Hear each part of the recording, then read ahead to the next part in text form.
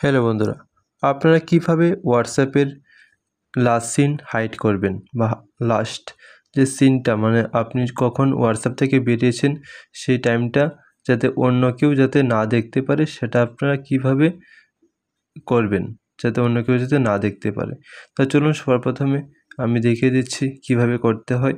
তো যদি আমার চ্যানেলে নতুন হয়ে থাকেন তাহলে অবশ্যই চ্যানেলটাকে সাবস্ক্রাইব করে রাখুন এবং বেল আইকনটি অলে সেট করে রাখুন।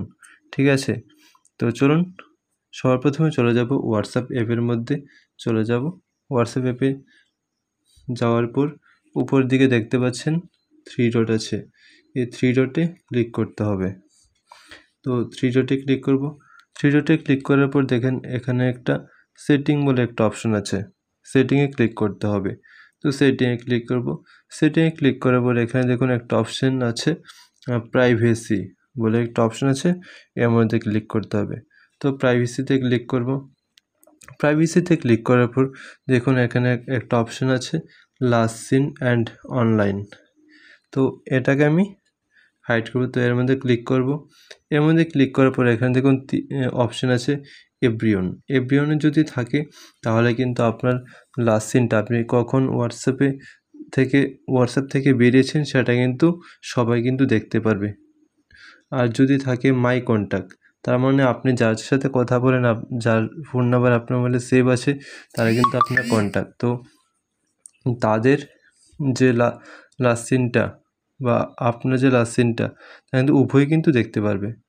তো যদি এখানে মাই কন্ট্যাক্ট অ্যাকসেপ্ট তাহলে এটা কিন্তু আপনার নিজের মন মতো অনুযায়ী আপনি সবাই দেখাতে পারেন। ঠিক আছে, আর এখানে দেখুন একটা নোবডি বলে একটা অপশান আছে, এই যে নোবডি।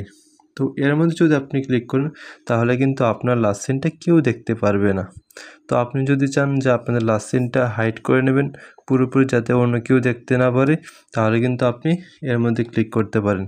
তো আমি এর মধ্যে ক্লিক করব। ঠিক আছে, এই দেখুন আমি এখানে ক্লিক করে দিয়েছি, দেখুন সিলেক্ট হয়ে গেছে।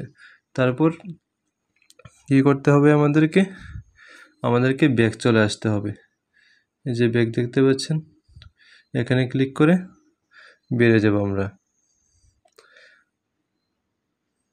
তো এইভাবে কিন্তু আপনারা কিন্তু আপনাদের লাস্ট সিনটা কিন্তু হাইড করতে পারেন।